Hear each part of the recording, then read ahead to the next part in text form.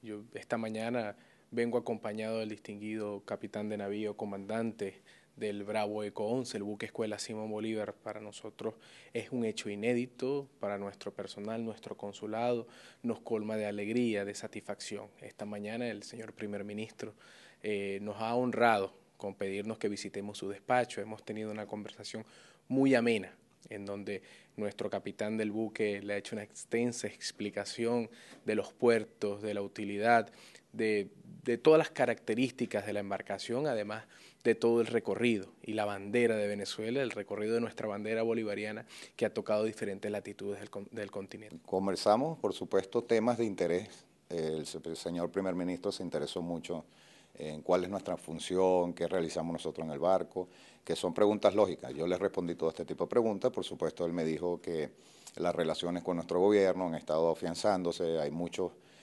tratados de intereses común que nos van a beneficiar a ambas partes. El día miércoles nosotros zarpamos a la isla de Margarita, nuestra isla, y bueno, después terminamos el crucero el 14 de septiembre en La Guaira.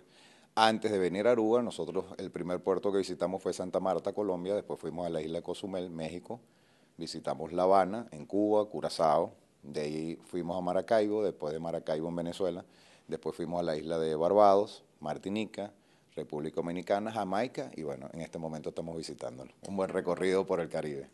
Se fueron entregados en esta conversación algunos presentes. El capitán de navío recibió algunos presentes, nosotros también de parte del consulado, él de parte de su representación le entregó algunos presentes al primer ministro, en donde destacamos, porque esta visita histórica del buque nosotros no podemos dejar de mezclarla con la historia nuestra y compartida, como fue la llegada de Francisco de Miranda hace más de 200 años, donde llegó a que Aruba se aprovisionó, habló con el pueblo de Aruba y se llenó de ánimos, recargó batería para ir a formar parte de la lucha independentista. El generalísimo Francisco de Miranda, gran prócer de nuestra independencia, que hace más de 200 años está aquí.